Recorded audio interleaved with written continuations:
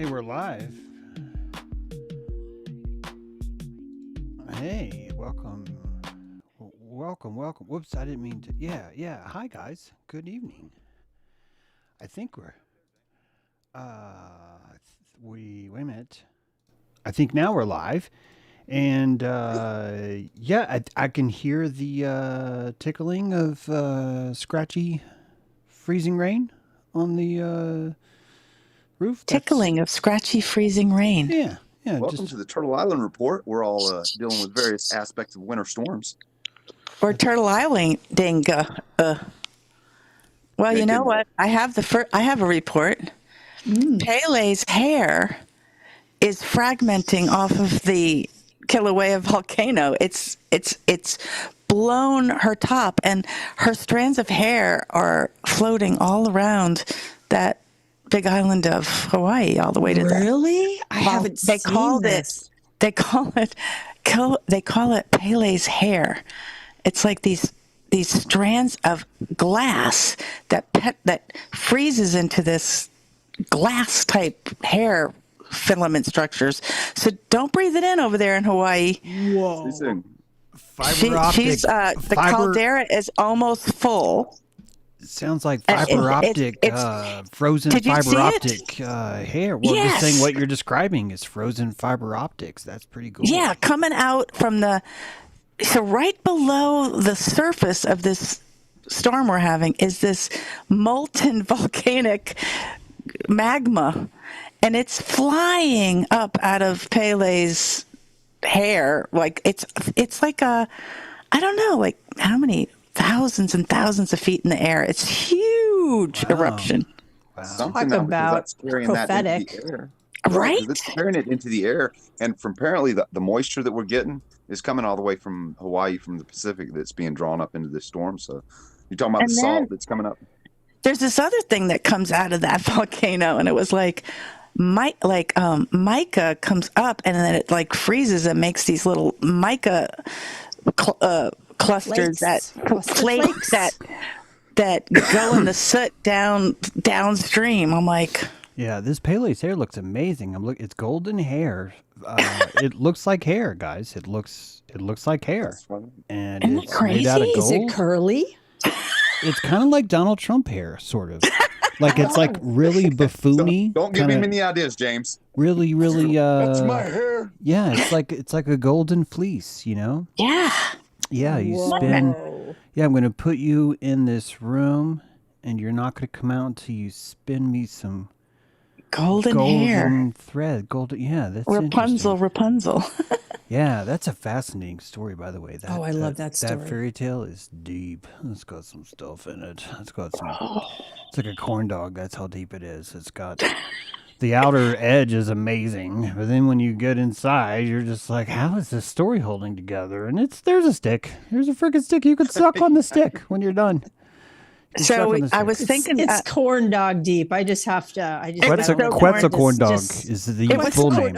Yeah, it was so funneling. It was such a funnel cake, Renee. I know, it's such a funnel cake. If you're new to the language here on Dojo Earth, please turn to page 7 of your appendix and look up funnel, ball, and Quetzalcoatl corn doggies. There you go. That's right. And don't forget that round isn't ground, everyone. Round isn't ground. Round isn't ground. So I figured something out, maybe, James. But catheters are something that you insert. So a corn dog can be an insertion tool. So I'm not gonna get the corn would be a dog positive, The and corn then dog and then the catheter, wow. analog would be like the more the yeah. Is that? I just was thinking about what cath means. Yeah, I think we're going to have to invent a corn Taurus is what we're going to have to do. A corn dog Taurus. Corn dog culture. You know? And a corn dog Taurus is actually not that hard, guys. I'm telling you. It's basically a pig in a blanket on a rotational angular velocity is really all you need. And if you take the power of a corn dog shoved into the lingam of this corn dog Taurus, I think we'd have world peace. I think we'd Where be there's like, a wheel, there's a way. Where there's a wheel, there's a way. So then we could take some Pele cotton candy hair. Yeah. Oh, We'd have a beautiful. carnival. It's like a carnival era. Like carne asada sauce, right? Carmela Jubilee. Carvel. Yeah. Oh, it is all over the place, everyone. Hi, how's it going, everybody? It's Saturday Night Live from Turtle Island. I just thought I'd throw that in. Thank you, Renee. Yeah, it's good to throw that in. That in. Yeah, good evening, peeps. I've just posted some shitty thoughts. Feels good. Been like sort of spitting what I think. It feels good. Watching what's happening today. Another tragedy today. Rippling through, and watching it all happen in real time, and watching how everyone responds to it, including myself. I don't have the monopoly on here's the right way to respond, but I'll just say the great work is a festering pus blister that looks like this. I know that it's holy shit, but this is the white sun. Holy shit. You had an opportunity to get off at the exit ramp. All you had to do was take a frickin' stab a needle, change your pleomorphic view of cosmology, and you could have gotten out of here. But no, you decided to stay. And here you are.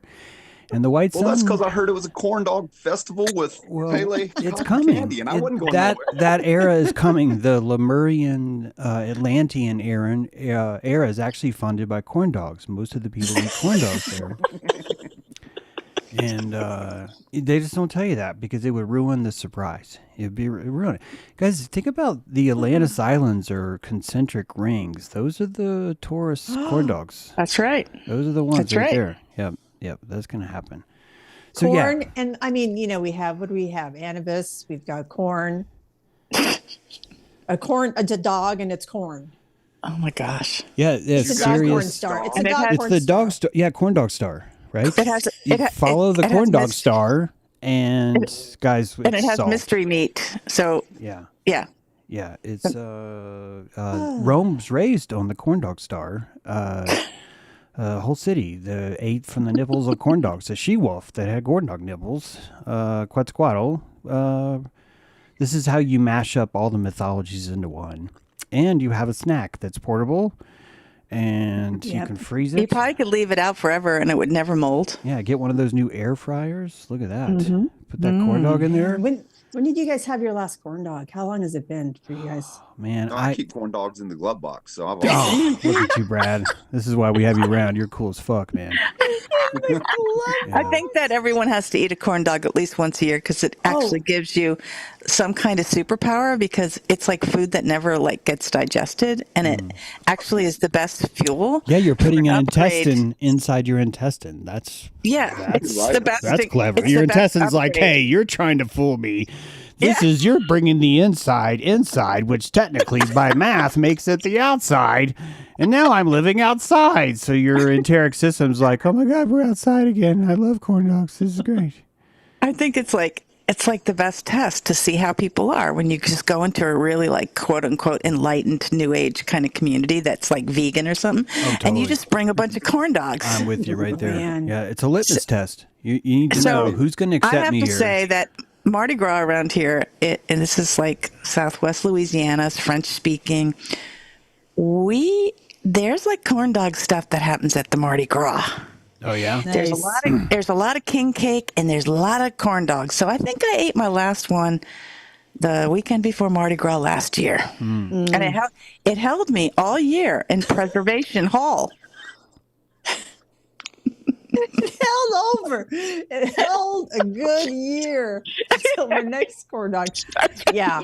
I think I even tried to make corn dogs once. I'm like, I'm going to make them from scratch. Oh, yeah? How do you make that? How do you make that corn stuff stick on the dog? How'd you do it, Renee? You have a cup and you put the cornmeal, the batter, into a cup, and you just put a hot dog on a stick, and you put it in, and you take it out, and you put it in oil. Well, that sounds kind of like what you'd expect to happen. Huh. I'm pretty sure. Yeah. Right. Wow. I'm pretty sure I did it. I watched a lot of cooking shows, so I could have just dreamt it. I could be lying. I think I did it, though. Trying to ask my daughters. I'm trying to picture who would put that in a cookbook. I'm sure someone did, but I'm just saying. They're just we need to. Bet you Betty Crocker has it. Yeah, Betty Crocker. Oh, for sure. Well, it's very in Korea, they have this whole corn dog culture where it's full of cheese, James, mozzarella cheese, and it's just cheese pulls or a whole thing. I'm all about. Hathor is reigning.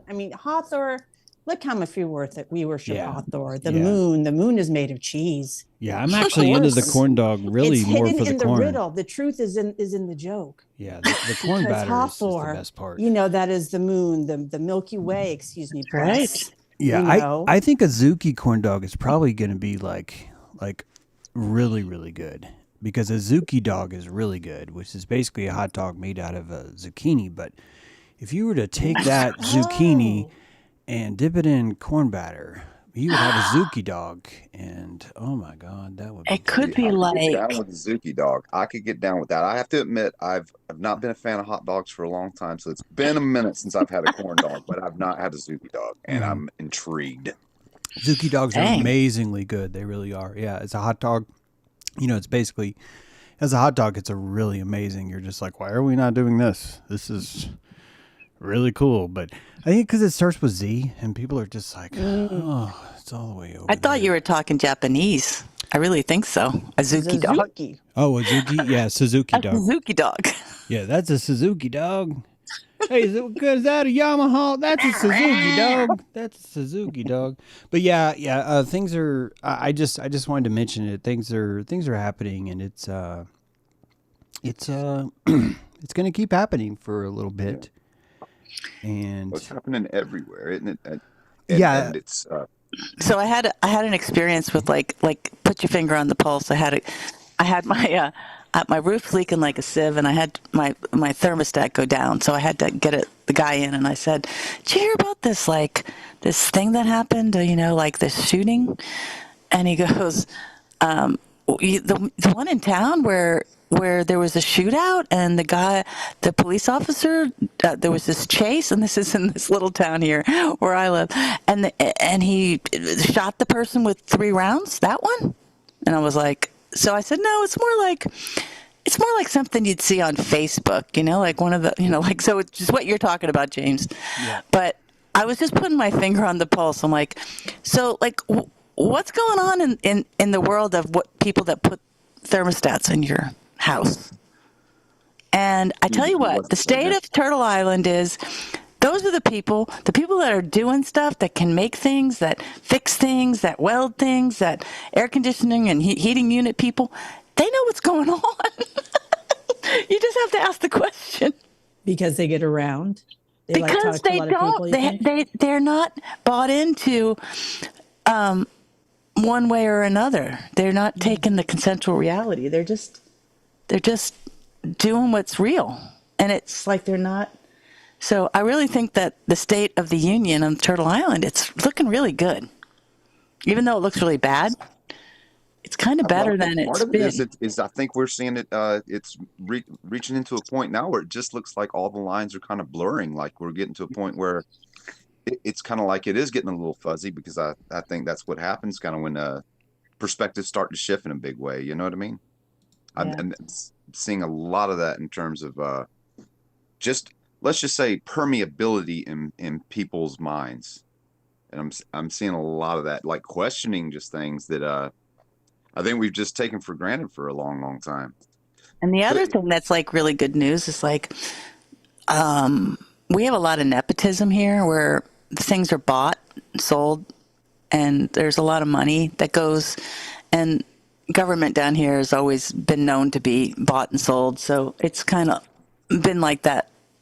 More than people knew that here long before it became common knowledge in the rest of the states.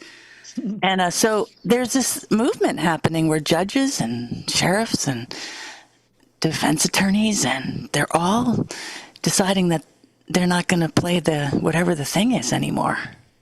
That's the permeability I'm talking about, that I'm starting to see, and I'm wondering if we start seeing more people actually start to say no, because it seems to be starting the citizenry first, or you know what I'm saying, people. But I'm seeing some of that too, Lori. Like people actually getting the balls up to start saying no to some of this stuff, because I wonder how ridiculous does it need to get before people do. Because I saw the story about the Peace Prize, and apparently Trump saying that something to the effect that because he didn't get the Peace Prize, well, that's why I'm going to threaten military action in Greenland. Oh yeah, no, it was a really blatant tweet or letter he wrote, and letters last tweet. He doesn't even write people anymore. That was so last week.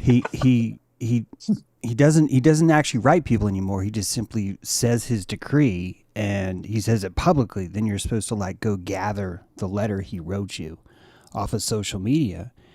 Wow. And it was pretty blatant. Yeah, like it. You really couldn't get more like in your face. What the hell is this guy on? It because he was. It was just so perfectly worded, and such a perfectly. I mean, I don't mean this in a derogatory way, but such a perfectly narcissistic, unself-aware way. You could not ask for a better, more perfect example of where his headspace is. There's really no way you could get around it. And yeah, Brad, you're right. It said because people didn't give me the Peace Prize, I will now focus more on war.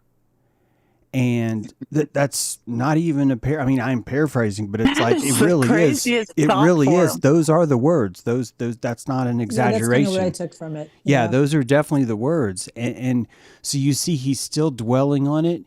He's stolen the Peace Prize. He's made her bring it to him. Then he's denied her of what he promised her, which is I'll let you run Venezuela. I'm talking about Machado, right? The lady that got the Peace Prize. Yep. So then he denies her. Then he rebukes her in front of the world, telling everybody, well, she doesn't have the respect that she needs to run the country, so she's out. And then he still has the Peace Prize, and now he's sitting in there festering with it because he's taken it. You see, we've talked about this before. He has so much money, in this case power, that he's able to take things which really ruins him, because there's really no way that he's able to accomplish loss. You see, in his mind, if he loses the Peace Prize, all he does is realize, I can still get it. I can still acquire that. I will still acquire that. I will literally, I'm going to shoot down all these innocent fishing boats. Or, no, innocent is a legal term. Sorry, that is actually correct. Innocent means you have not been convicted of being guilty. So, yeah, innocent fisherman is the legal term.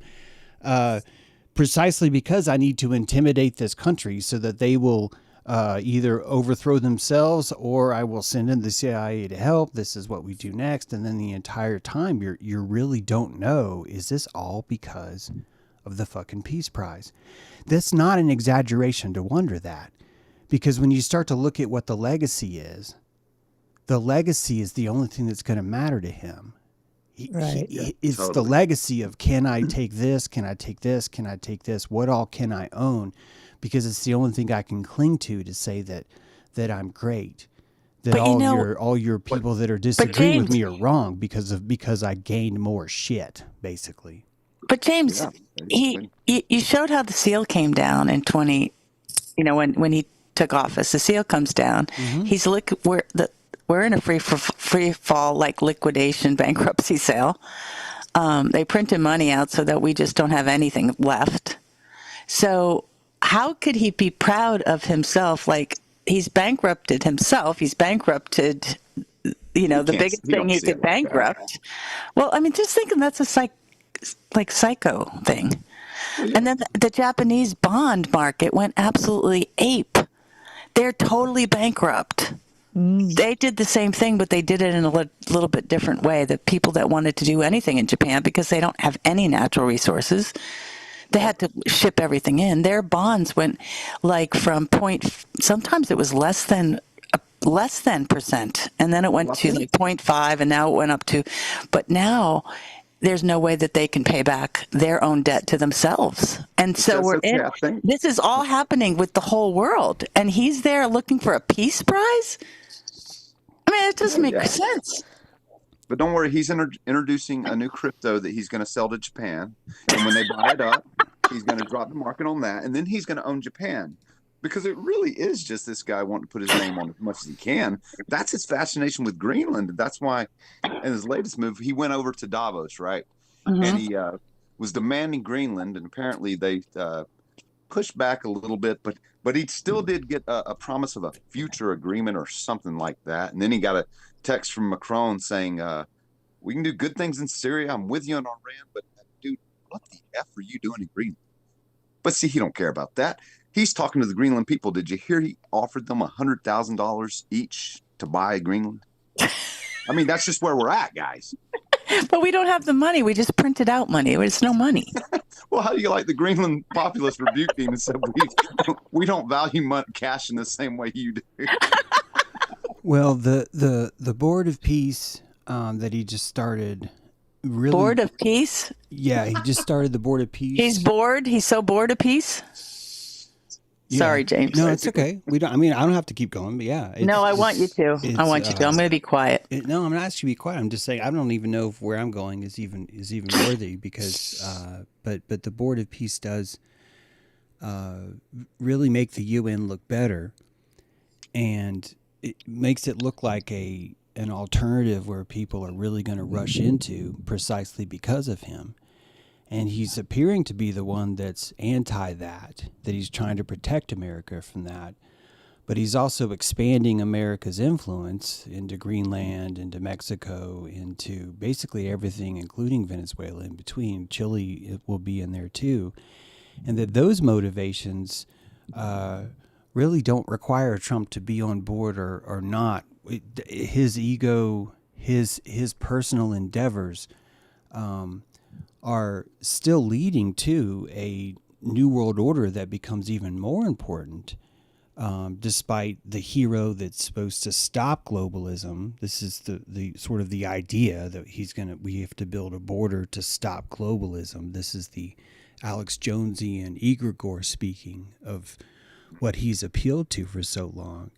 And that the very fears that the people that are insisting we're the ones that are awake, we're the ones that have to protect our sacred white identity by building a wall and opposing a new world order is exactly the recipe that's causing the new world order to become so appealing.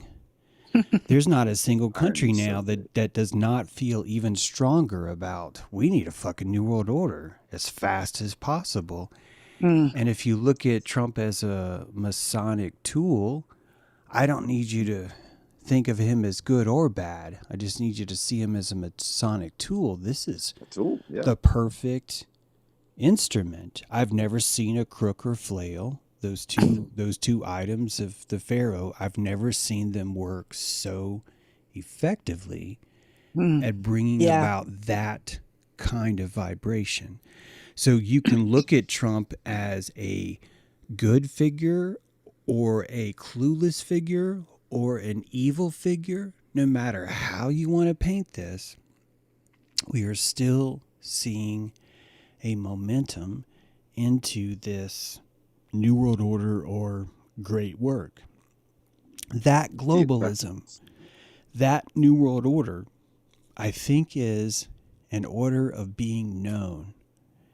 And I want you to consider this is going to be really hard to take, I think. Maybe not necessarily for you guys on board because you're pretty good at just hearing different ideas. But I want you to consider that the same way the natives of Turtle Island felt that photography was stealing their soul, so too are the natives that live on Turtle Island now feeling that the New World Order is stealing their identity.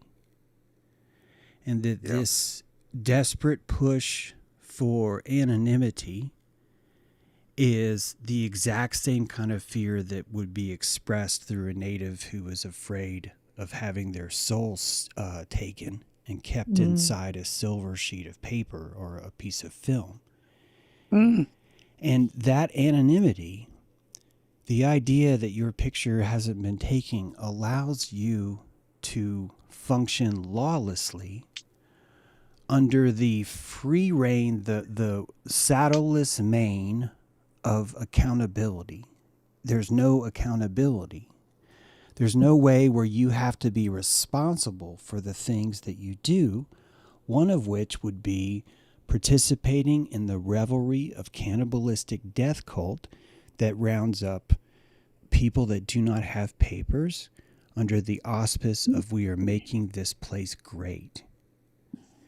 That kind of mentality could only exist under an anonymous, masked, stormtrooper-esque, Cobra Commander, face covering kind of situation, and that the people that are clinging to the fascism and trying to defend ICE are secretly, truly trying to defend their anonymity.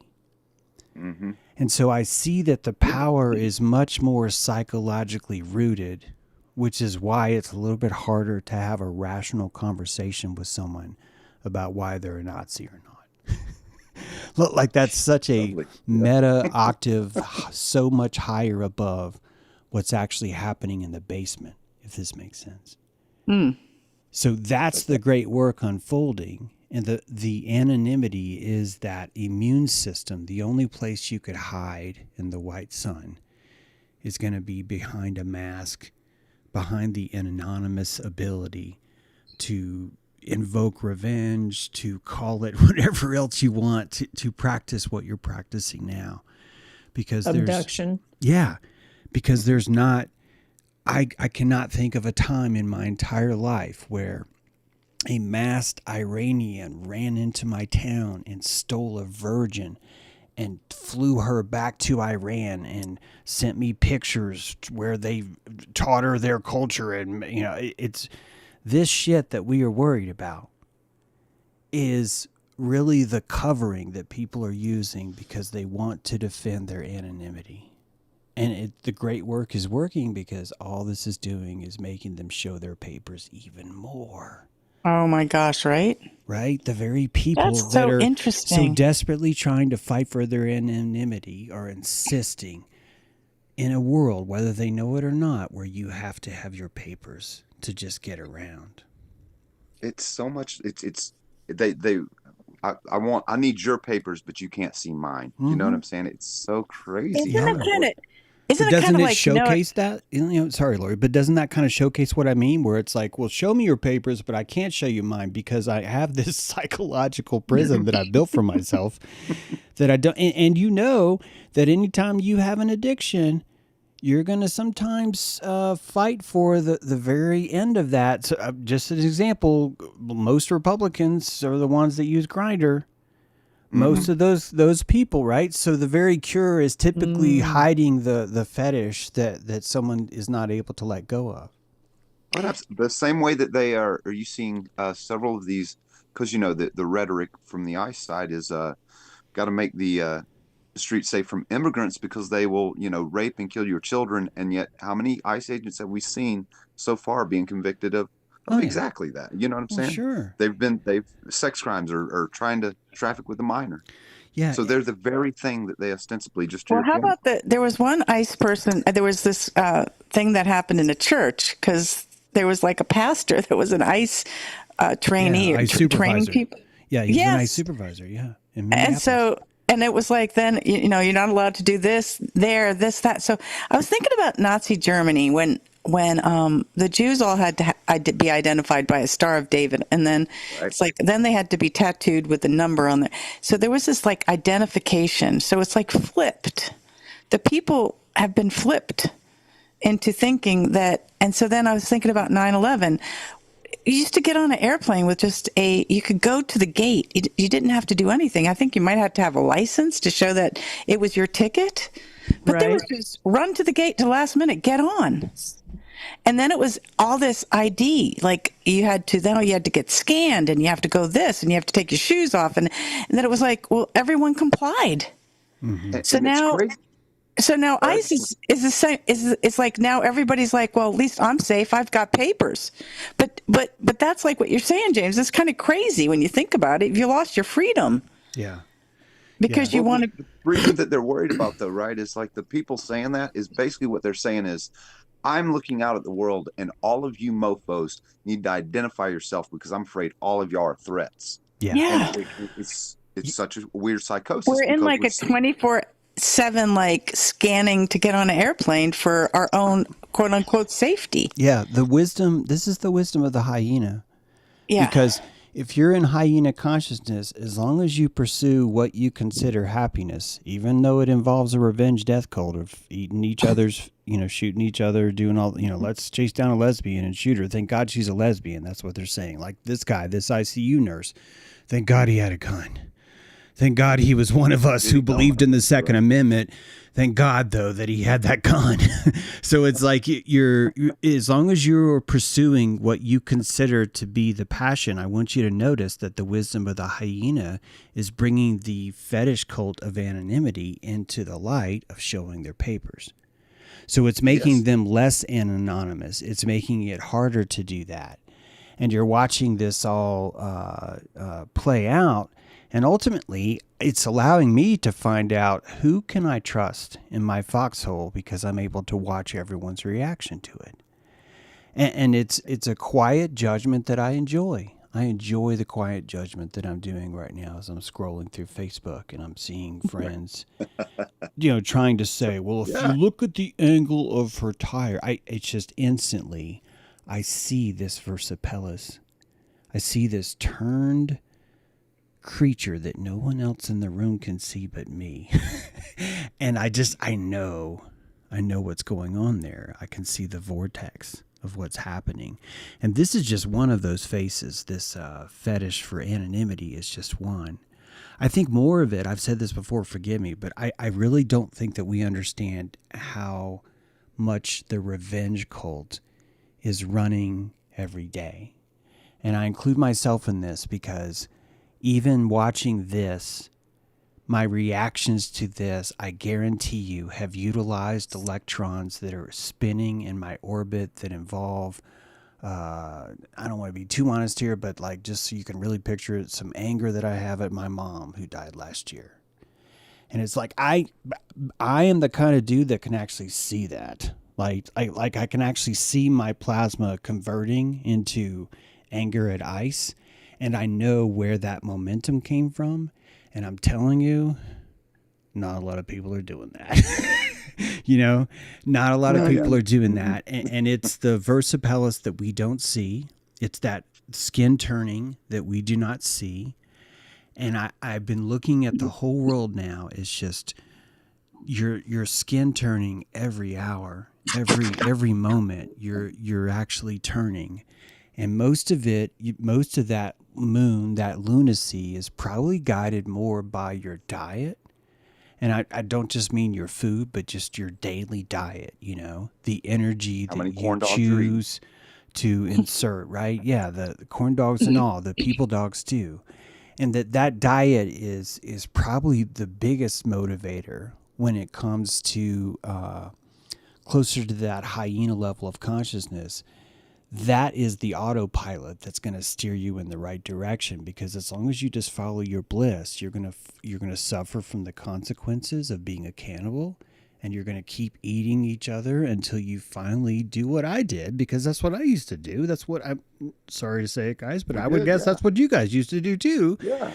And that one day you're just like, you know what? I don't want to eat this butt. I'm eating this guy's ass cheek right now. And I've been told that this is the right thigh ass cheek. So it's the best cut of fucking meat. And I'm down here eating it.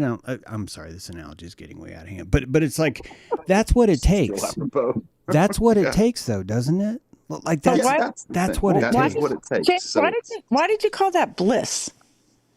Because on the hyena level, the hyena level is not going to be able to fathom the backpack of empathy that I carry every fucking day.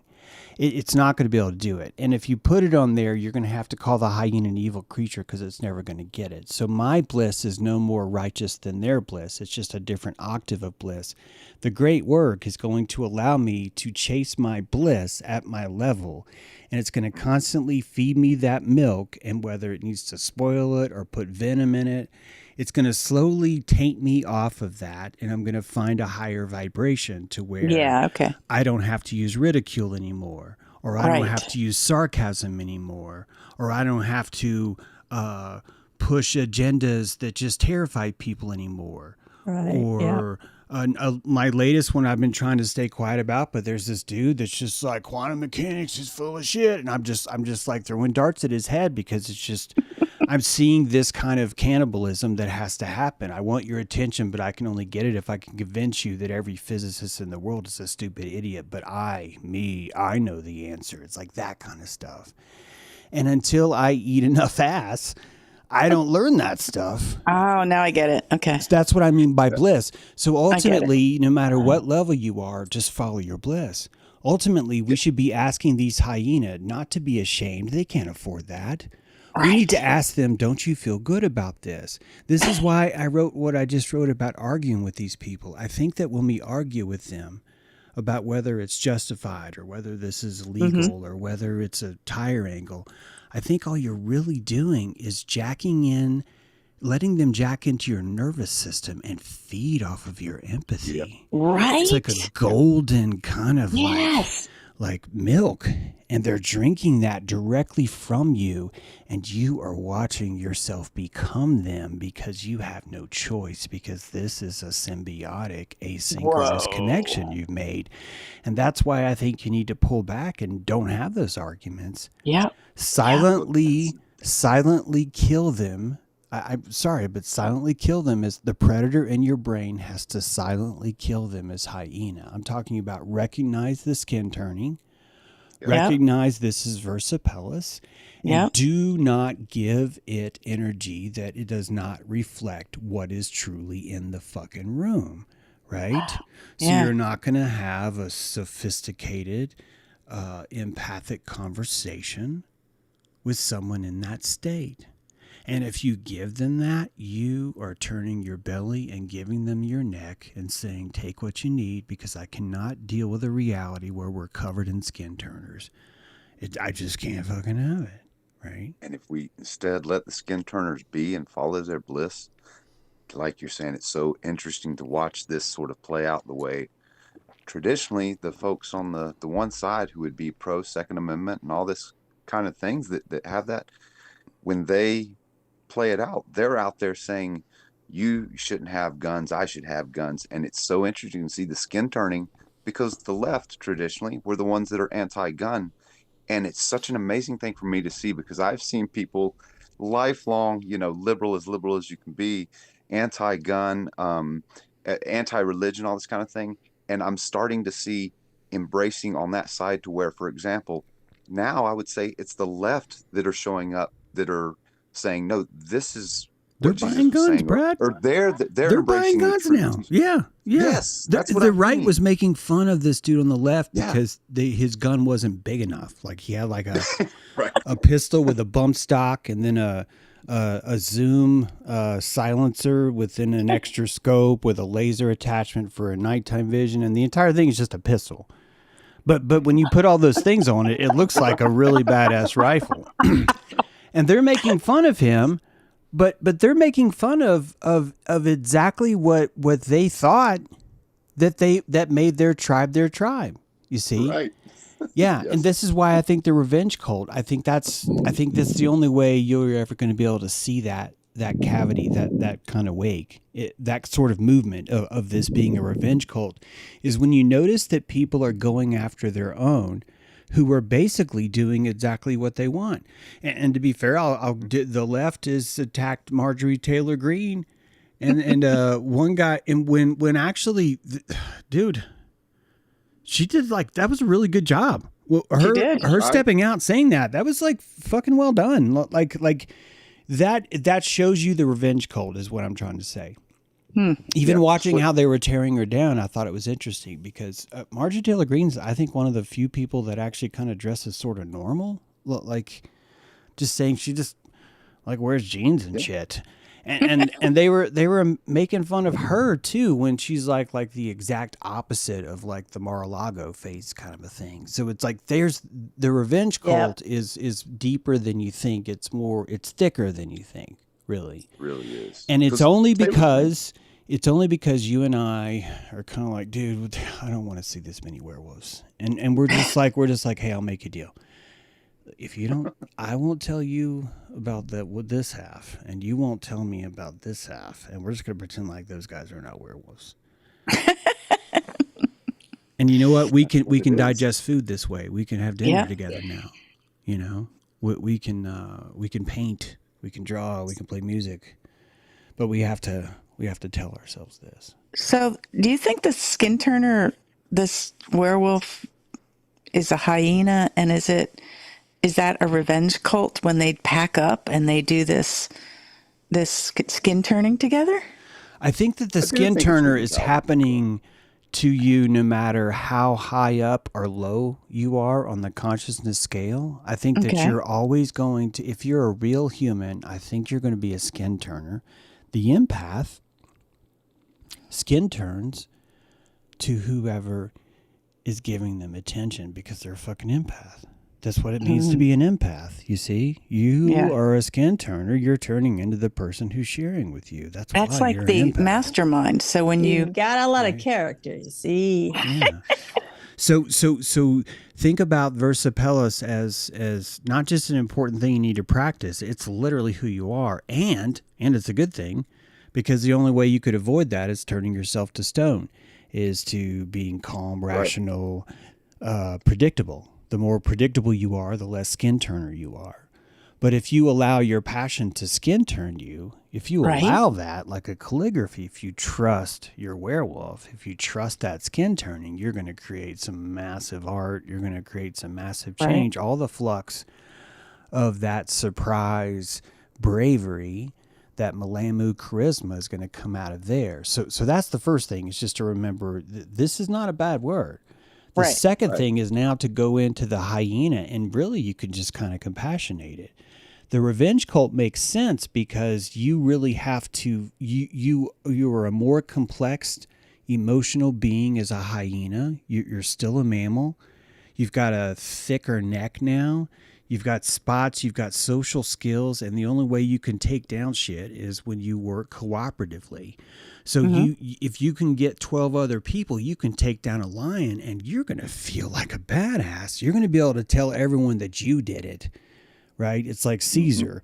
Oh, I'm the one that stabbed him. Well, I'm the one who stabbed him. I stabbed him first. And there's cannibalism right there. You don't have to explain that anymore. If you're at a consciousness where you can afford to take other people down, you're going to stay there as long as that serves you.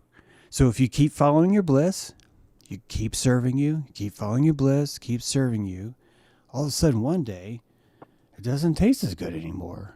Right? Why? Because you grew.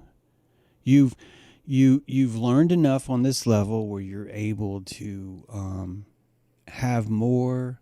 You're digesting more, which means you have no choice.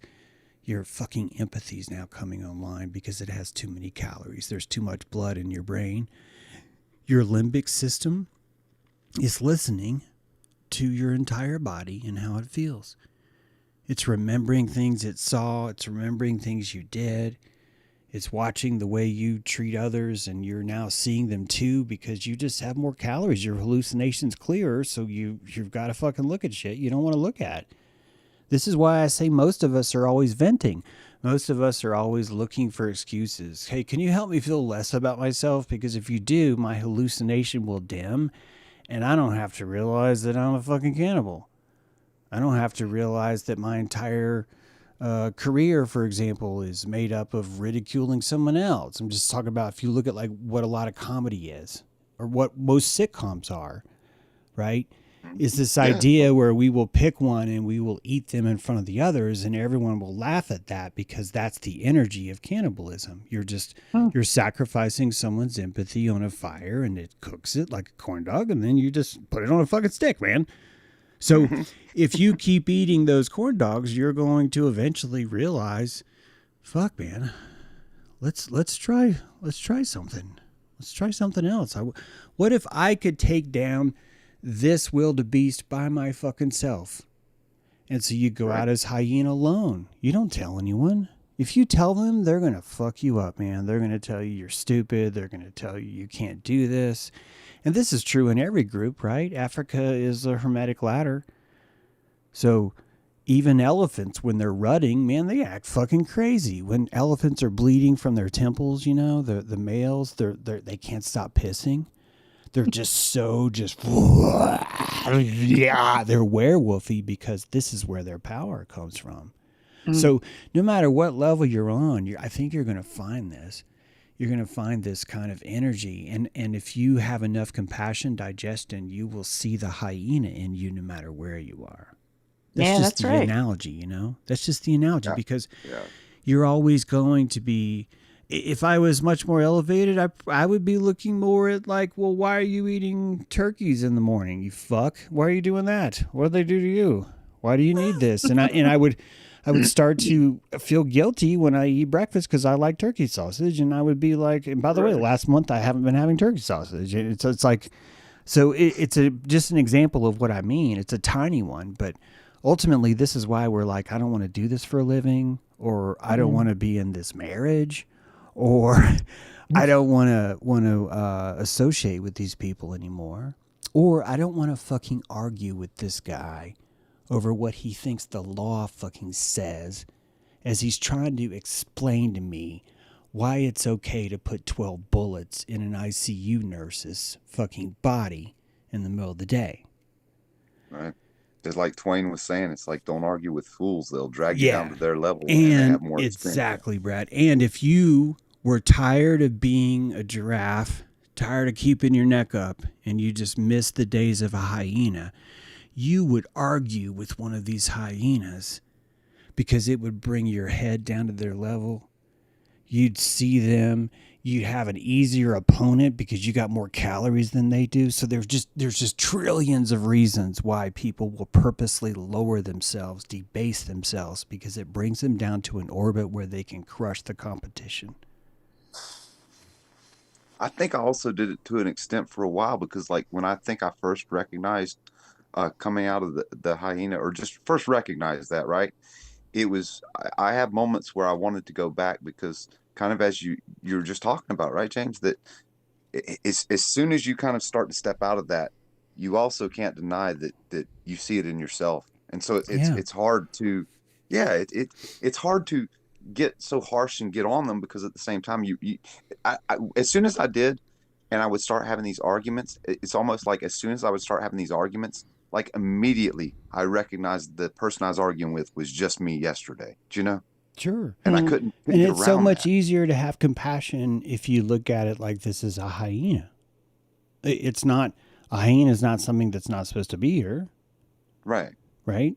A hyena is something that's dangerous in numbers, can take down a pretty big prey. Will eat your kids when you're not looking. Will fucking laugh at you for it. They will, their vaginas get so long, they look like a penis. They drag them on the ground. I'm not even making that up. They got fake vagina penises. They're typically ruled by, so one of those fake vagina penises the other hyena will think is a man. And they'll think that he's like the alpha leader. I'm talking about when it comes to like sexual and who they pick, they're like waiting for the vagina penis to say, hey, are you going to have sex with that thing? Because I'd like it. She's like, I'm not going to have sex with that. And they're like, why not? It's like, because I'm a lesbian hyena. We're like, well, we hate lesbians. And we're like, I know you hate lesbians. That's why I'm in charge, bitches. This is why my vagina penis grew so long. It's petrified vagina penis because you guys hate lesbians. The entire pack runs off you guys hating lesbians. And they're like, oh, I didn't know that. It's like, well, that's because you're a hyena, you know? So yeah, none of this, all this is true, by the way. I'm not making any of this up. I mean, okay, the lesbian stuff. I'm not saying the hyenas are like, no, but know what you mean. The hyenas and dragging themselves on the ground like that. Yeah. And it's because at that level, you don't have the capacity for shame yet because you haven't developed the enough calories to have any empathy, which is what I feel like it puts you at such a. Go ahead. And it's really cute because their pack behavior is really cute.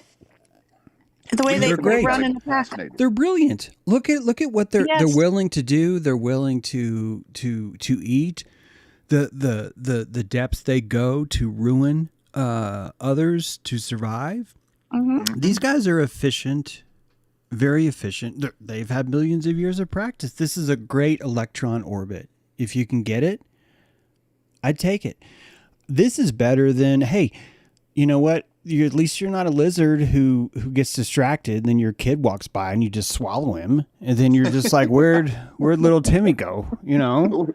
Then your wife comes home, she's like, where's the fuck's the kid? And you're just like, I don't know, he was just fucking here. She's like, are you hungry? And he's like, no, I'm not. No, I just ate some corn dogs. I'm good. So if thinking about Africa though, like where does the honey badger fit? Ooh, I love the honey badger. Me too. But they're vicious. Yeah, they Are they the orca of the Sahara? Yeah, I haven't studied them enough in there. Honestly, I don't feel like I know You enough know what the of honey badger biology reminds me of? You talk about isn't the chickadee we talk about? You said that has the most Yes. entitlement. Yeah. Honey badger, same sort of way. Honey badger just has so much freaking entitlement and no fear that they're No just like. fear. Well, I will say that if you believe it or not, the meanest animals are the ones that live in the ground. These are the ones that are are the ones that are most likely to attack. These are the ones that are just like, I don't give a shit what's going to happen to me. And they're and same with alligators. Yeah, I think it has something to do with that, that perspective. And isn't this just so true about what we're talking about? Because if you're functioning at that lower vibration, you're going to want to be cold-blooded. You're going to survive longer if you can do this, if you can go into cold-blooded mode. If you can find this other way to do this or do that, right? Or the porcupine. Let me look at all the things that they develop to be there. The groundhog, those guys, man, those guys will hunt down your family. They will find out where you live. They'll steal your credit. They'll steal your identity. They'll sign you up for all these magazine subscriptions. I mean, they are ruthlessly known for their I think it's just being in that kind of environment. When you're defending a hole like that, you really only have one option, and it's just pure raw berserker aggression. And now you think about the early Germanic tribes.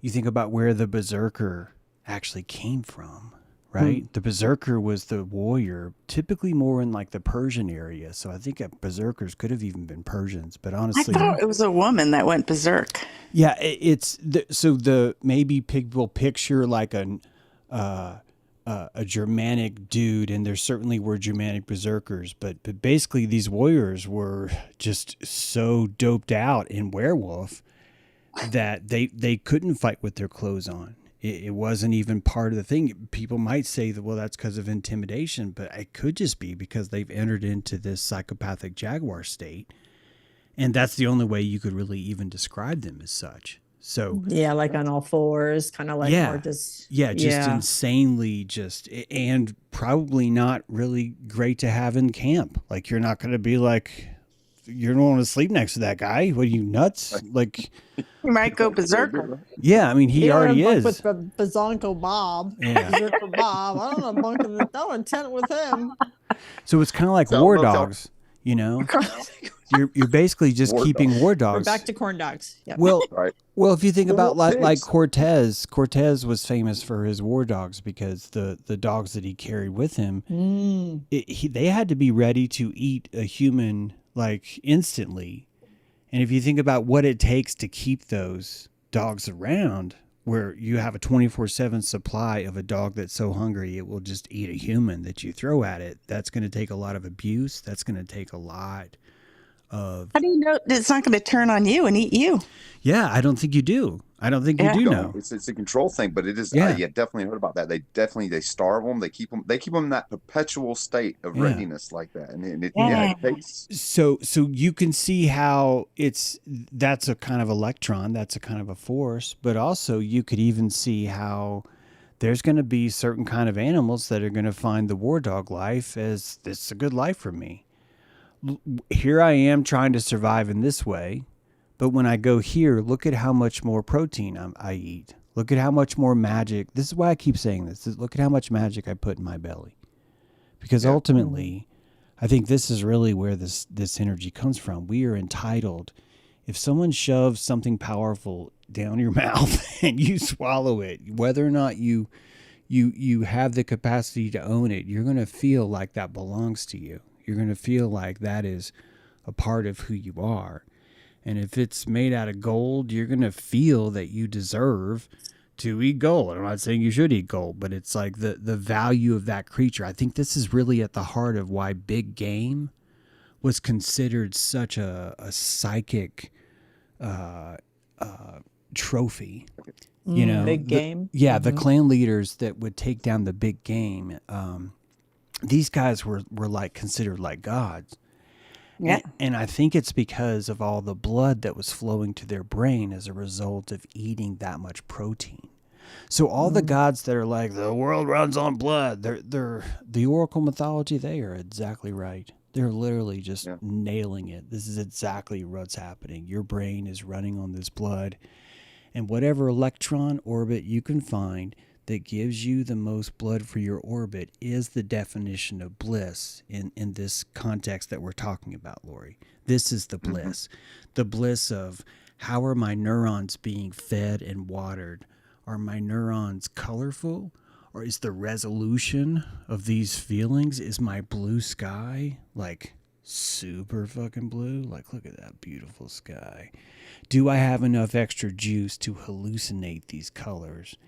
That's the bliss that I'm talking about. I get it. All right. And then it's well, you can then even after think that, of it as some people just don't really observe the sky. I mean, it could be the most beautiful color and they're just not looking up. Yeah. So that could be a veil there. That's a rendering because I notice it's more incredible. And maybe because they just don't tend to look up, it's just dull. You'd need enough calories, right? You'd need the calories to get to that state. This is why beauty is so important. This is why music is so important, because every day that you are living in bliss, you are perpetually creating an appetite that becomes harder to sustain. And the harder that becomes to sustain, the more you have to work to accomplish that. Certainly, though, the more brain power you gain, the more bliss you have, the better you are at solving problems too. So, it's not always a lost statement. You'll just find there's certain orbits where you really are comfortable in. And who are we to say that those hyenas need to evolve, right? I mean, I think we should, because we do that to our own species. I want my other humans. First I was fine with everyone doing what they want, but this is why I'm a fucking Freemason, because when I watch what's happening, I'm like, no, I need to pollinate this shit. I'm sorry, but I got to pollinate. I do not feel that I'm even here. I'm not even planted in the soil if I'm not fucking pollinating these hyenas. This is fucking ridiculous. So it's like, I also think that I can exist right next to another electron orbit that says I am not going to pollinate. I'm not going to, I'm going to play apathy, or I'm not going to participate. I know that is an electron orbit too. I know that's another state of consciousness, and I've been there. I may be there again. This idea that I think I'm right is what I really mean is I'm trying this right now. I'm wearing this cap, and I'm seeing the world through it, or I'm playing with this stick.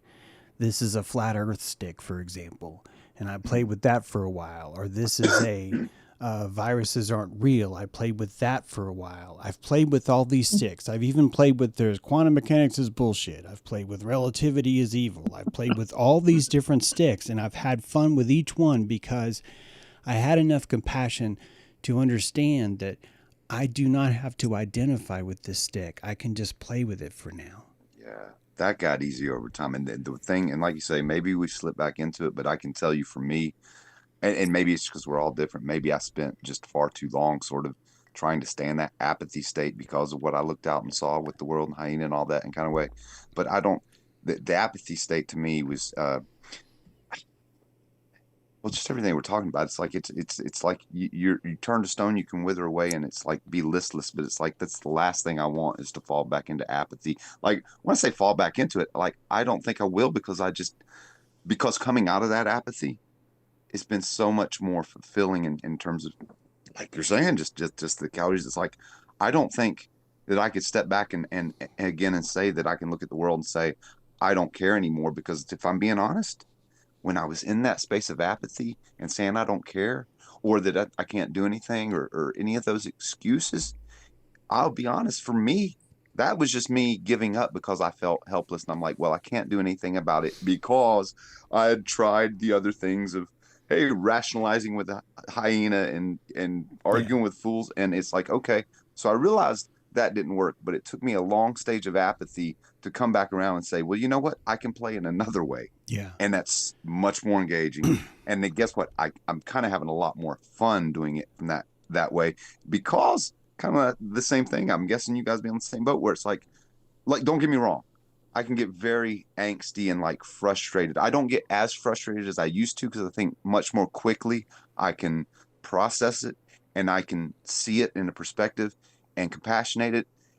And so I can go much more, like you were just saying, James, and kind of mess around. And like, I'm not as attached to the turnout of the situation. I'm more kind of like playing with it and being like, okay, well, how can I pollinate? Well, maybe this doesn't work. That's okay. Yeah. I'll try something else. But the game of that, it's so much more engaging than apathy. It's really good idea to have empathy for apathy and understand it as inflammation, and that when you find someone who's being apathetic, you're watching someone practice their immune system to create inflammation, to separate themselves from the what they feel like is a wound. And if it feels like a wound, it's a wound. Absolutely. And hear what I'm saying. That's my compassion is for myself. Like I said, so the apathy is, if you can afford it. I can't always afford it. I can't afford it right now when I'm watching people ignore this. I can't afford it right now. That's all. So I'm acting on that. So I'm writing more. I'm doing what I can to constructively attack apathy, but in a compassionate way. Well, I'm doing it more personally in terms of but this is how I pollinate it. So I feel like I feel because I my goal. In fact, someone said something today about, well, it doesn't do any good. They're trying to say that no one should protest because it does not have a result that is successful. I used to say that. And this is the idea that I will only commit to morality if I get paid. Right. If there's a fucking profit in it for me, I will do the right thing, James. But if there's no profit in it for me, I'm fucking out. And you're stupid for being here. This is the apathy I attack because it makes me mad, and I don't have enough patience for it. And I just don't have enough calories for it. If I was more Buddha, I'd be like, oh, look at the beautiful hyena. I'm like, no, look at that hyena. I'm gonna set its ass on fire. Right. Watch this. But see, that's the stage. And I want people to see it. I want people to know, because I'm also know that I'm going to do this because I'm going to pollinate the world. This is the Freemason thing. I've realized what it feels like for me to practice apathy, for me to be that hyena. Again, it's not an insult. I'm telling you, that apathy level, that inflammation is a great trick that I learned. And I noticed that I was a hyena at that level and I noticed that because everyone around me in the foxhole was like, Freemasons are evil. They're doing this to us. Are you going to eat that vagina penis? And like that's what they say to each other. And I started to realize I don't want to smell your butt cheeks anymore, man. And I would go out by myself and read Freemason books. And I'd come back. And the more I kept watching what these guys were doing that are supposed to be on my side, the more I realized I want to fucking hunt you fuckers. I'm going to hunt you motherfuckers. You guys are the ones that are making this bad. And the hyena are just like, dude, we're going to fucking kill you. And I'm like, I know you are. I got to go. I'm out. I'm running as fast as I can. It's stage left. Yeah. Well, I just saw something that was really the most interesting, weird. I'm getting these weird things in the world. So there's this guy named Alexander Quinn, and he channels the Arcturians, okay? So we got the alien channeler, okay? I don't know if he was a musician. I don't know what he comes into, but he's got this big practice. He's from England. He is on an interview with Avi Loeb, the MIT quantum. What is he? He has a lab in astrophysicist. He's an astrophysicist at MIT. And they're having this like rational talk about the 3I Atlas interstellar object, about and so Alexander, the person that channels the Arcturian Council is interviewing the top MIT astrophysicist. Oh my You gosh. cannot make that up. That is awesome. You cannot make that up. This is Turtle Island. You can't make any of this shit up. So I'm following this other thing that's like this news thing, like, you know, there was this top plasma physicist that was murdered. Like all these scientists that come up with, you know, like really amazing discoveries. And so all of these like dots are connecting to like, oh yeah, well that was tied to this, and then that's tied to over here, and this is tied to that. So who the heck knows what's going on? But the fact that I witnessed that interview, so I zoomed up Avi Loeb's face because I wanted to see when the Arcturian channeler is asking him a question about aliens and stuff. I'm like, is he telling the truth? Well, he never really looked at the camera. So you know how you can tell people's eyes and stuff? Like if they look to the left or they look to the right. I'm like, I couldn't tell. I don't know what's going on. But I'm going to say it is very strange. Very. The Arcturians now, for years ago, it was the Pleiadians, and then it was the... well, they're still there. The Pleiadians are still here. Yeah.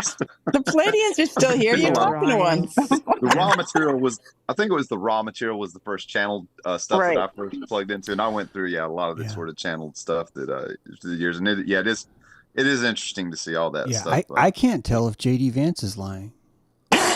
Look at his face, man. No, I don't know who that is behind there. I really mean that. Is it like a robot? You think he's a robot? You don't. I don't think he's a robot. I think he's a very skilled Versapellus. Versapellus. I think he's able to turn his skin to reflect whatever's looking at him. This is the magic of the octopus. This is the I think Vance has posture an easier time doing that than Rubio is, of from what I the see. chameleon. It looks like that. you know. Yeah. So that's in the world, and that's a vibration, and if you find that vibration attractive, you can go learn that skill too. You can pleomorph into that kind of organism, and all you have to do is just mimic that or repeat the recipe for what caused J.D. Vance to become so good at that, or Donald Trump to become so good at how he behaves, in the sense of he's very skilled at being himself. Mm-hmm. It's a very profitable, I'm talking about like cannibalistic, like a hyena profitable kind of thing, but still it's a very profitable electron orbit for him.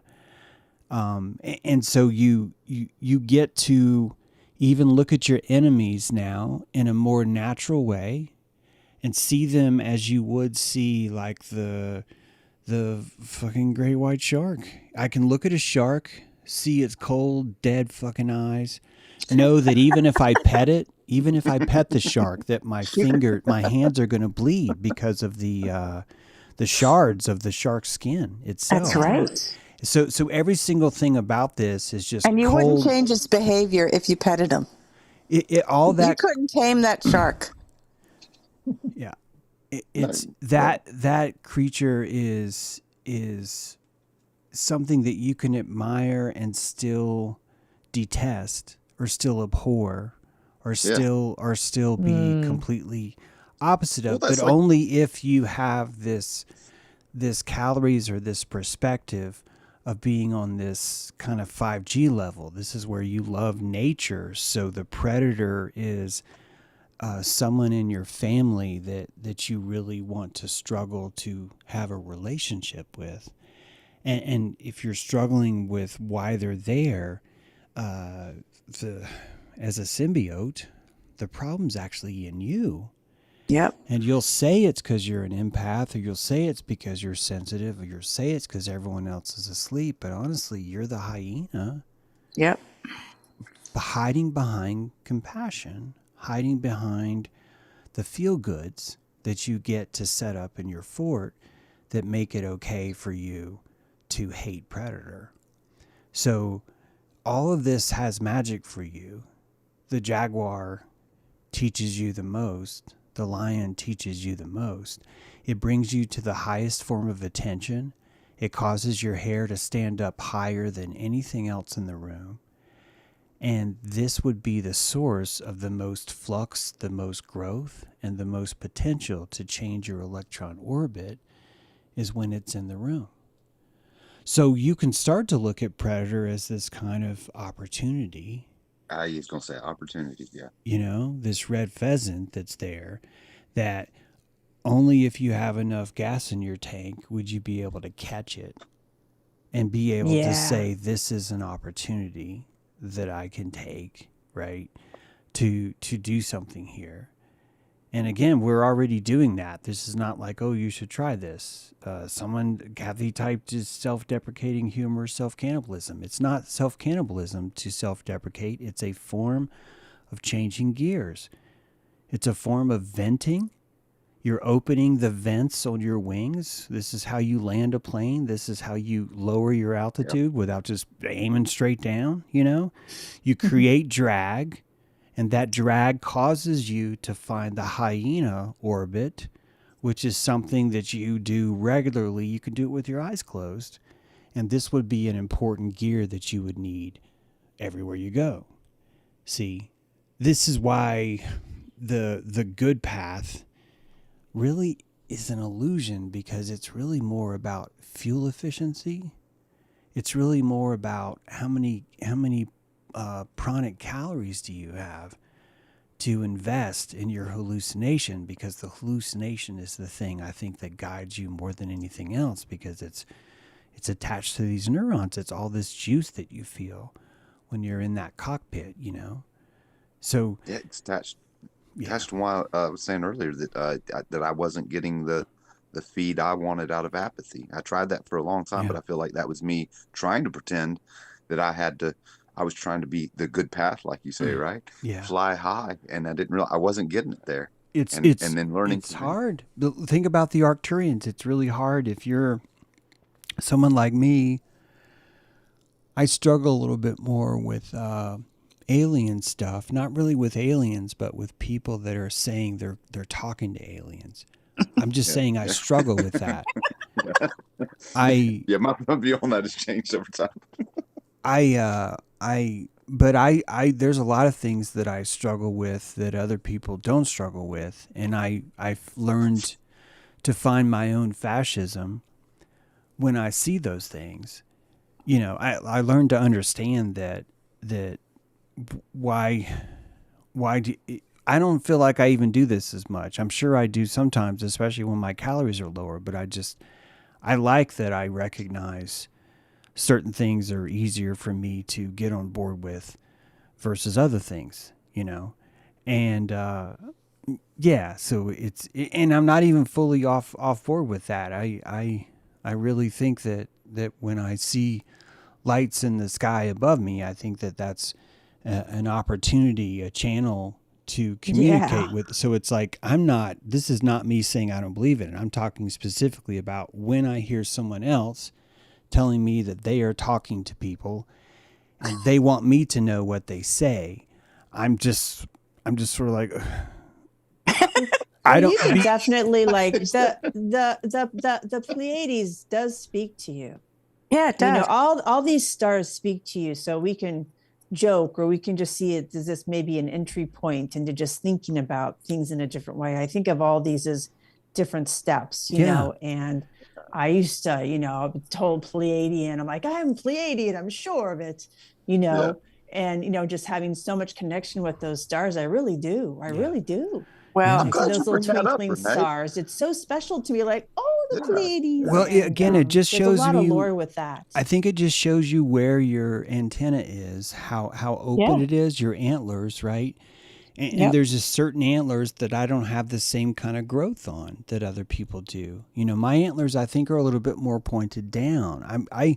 I will tell you things about the fucking water that you're like, what? And I'm just like, it's hermaphroditic whales. And they're just like doing that, you know, and people are like, what? And I'm just like, yeah, man. And they carve into the ice, you know, so it's like, this is what I mean, though. I'm thankful. See, this is what I hope is really important for you to hear, at least. Forgive me, but I'm thankful that I noticed that kind of abhorrence, that vacuum that I placed, that sort of discomfort I have with certain things, because I think if I wasn't able to feel that, if I was faking that, or if I was ashamed of that, or if I wasn't like really owning that, I think that all my radar would stop working instantly, because Yeah. I'm not like buying into that. So it's like, you know, it's really led me into this technology of belief thoughts, because it's shown me, wait a minute, this is cosmology, and you can just rig your sail up to however you believe. This is, Yep.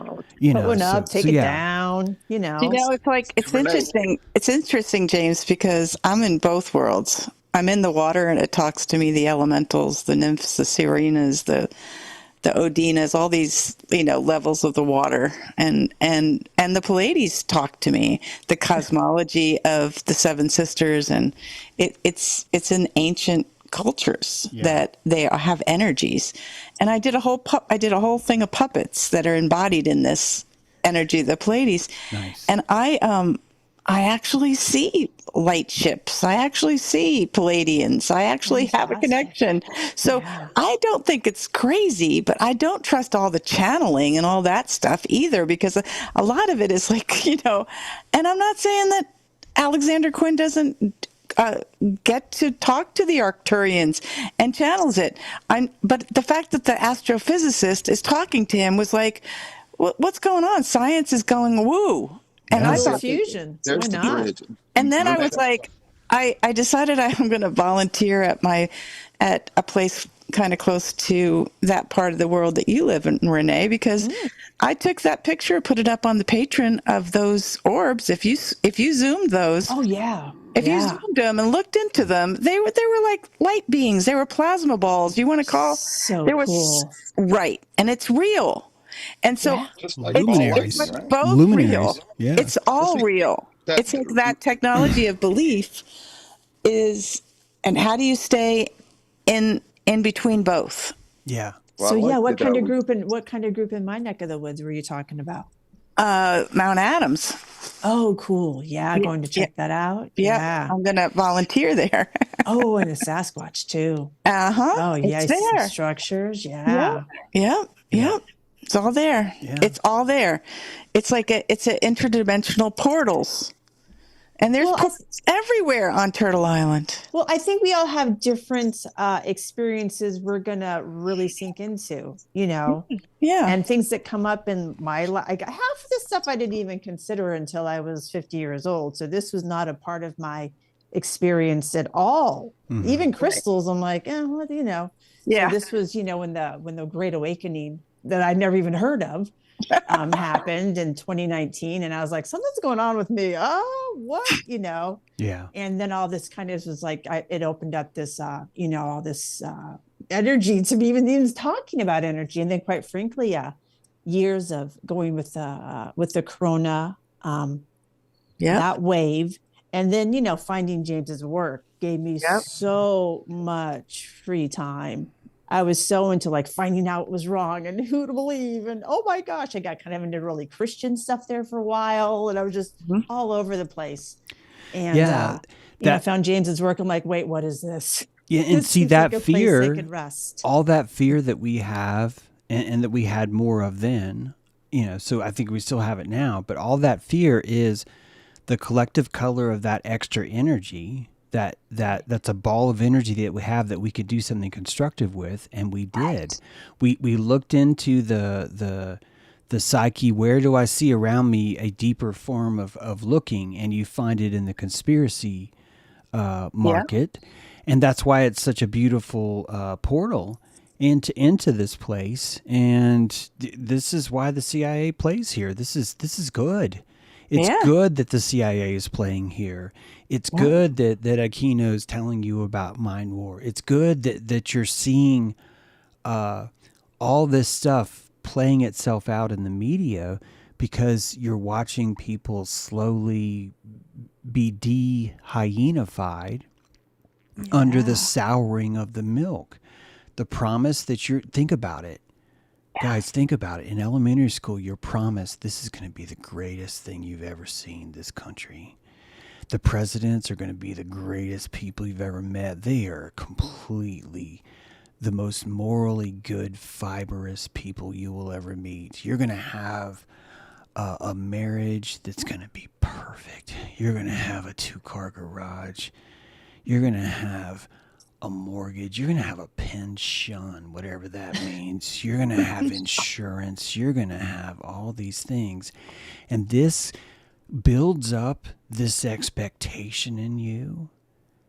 And the fact that you were let down, this is the power of Mercury. One snake goes in, it promises you the world.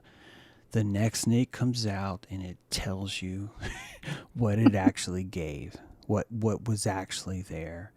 And what happens in between those two snakes is healing. That is all the magic that you need, because you fill in the rest. It's purposely voiding so that you will strive to fill in the rest. You were seeking this sort of revenge, if you think about it, over a promise you were given, and what you're going to do now with your life to sort of find a way to avenge what did not happen to you. So maybe you'll try even harder. Maybe you'll turn into a predator yourself. But all of these opportunities are pranic situations where you get to really just move your electron orbit around or your chemistry around. That's why really it's just a pranic economy. You're just looking at a bunch of chemicals, colors, just talking to each other, and we're painting our lives by making these decisions, So who's to say what color's better, what image is better? Really, I think we're just supposed to naturally find different things beautiful. What do you find beautiful when you look at it? When I think about Taurus, I have a special place for that because I'm a Taurus. So I'm kind of proud. I don't mean to flaunt this, but I'm pretty sure that Taurus is the oldest constellation in the world. I think it came first. And yeah, we can fight about it. Congratulations, Taurus. We can fight about it. It's okay. We can fight about it. But also I know that there was a test for the Pleiades was actually a test for shaman. Yeah. In Africa, if you could see 6 stars or if you could see 7 stars, it would determine whether or not you had enough resolution for these things. Oh, that's so wow. And well, all if I the didn't have luminaries, glasses, I sure couldn't see it. Yeah, all the planets that are on the ecliptic, think about it, could be training you to see orbs that are in the sky. And for you yeah. So it's like they're showing you, just like, Neptune, what's fucking fascinating about Neptune is that went into Aries. We never had visible proof that Neptune was there. It was actually, I think it was either Kepler or Bra that's like, dude, there's going to have to be a planet right here. There's going to have to be a planet right here. And purely by guessing and like looking at some shadow or some bullshit, something, blah, blah, blah, eclipse or who knows whatever, they were able to guess, well, if it was here, it would have to show up here right now. Oh my God, there's a dot. No. And it was the only time that you could see cool. it inside this giant window where it would be invisible. Oh my gosh.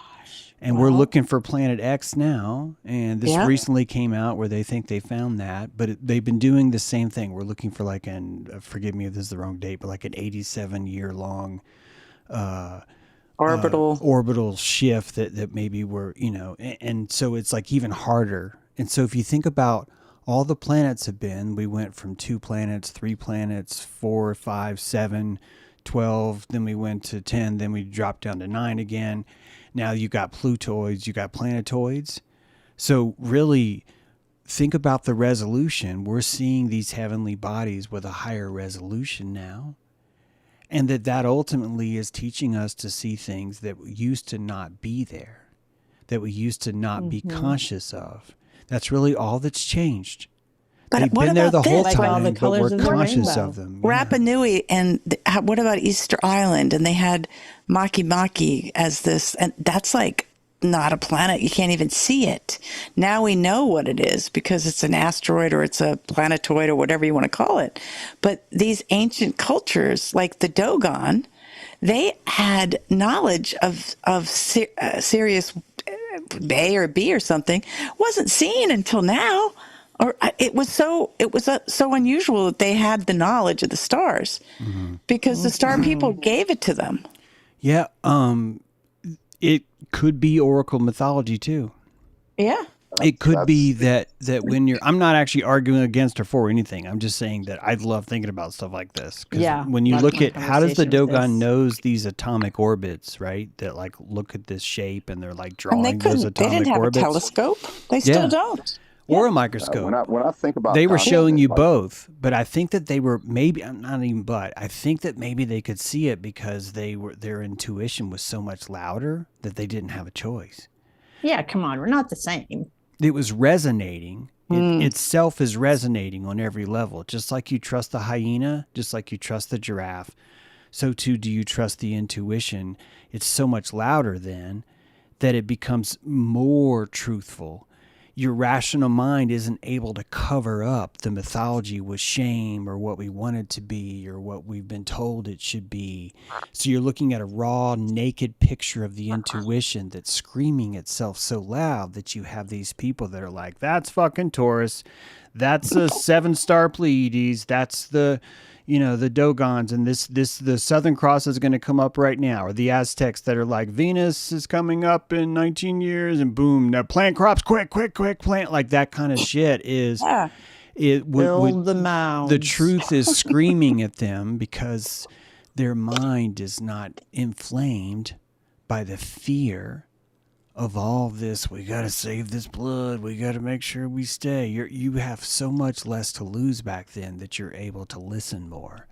Isn't it interesting as for the Dogon back then as now? It hasn't changed. Yeah.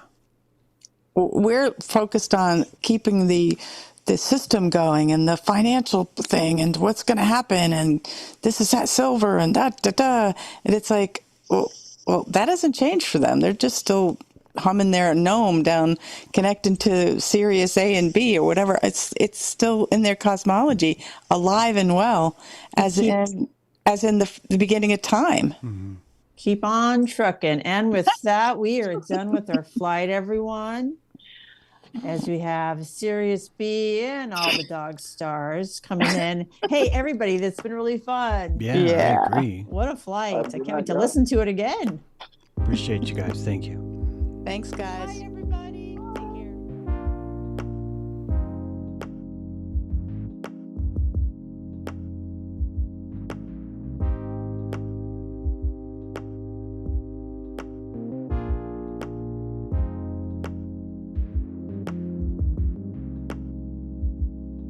You said it yourself, this will not work if we are miles apart.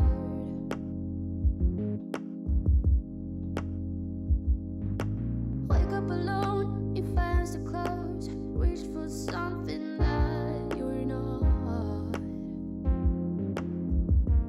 Oh, you need to calm down, honey. You need to calm down, honey. You need to calm down, honey. You need to calm down, down, down,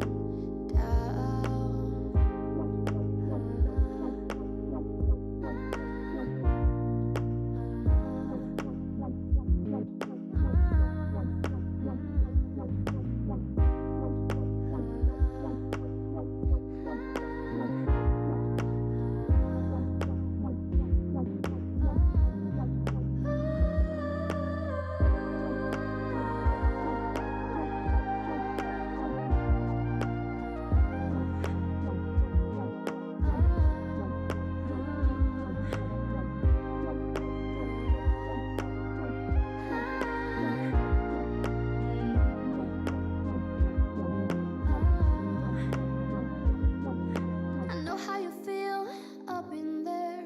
You'll get there, I know you will.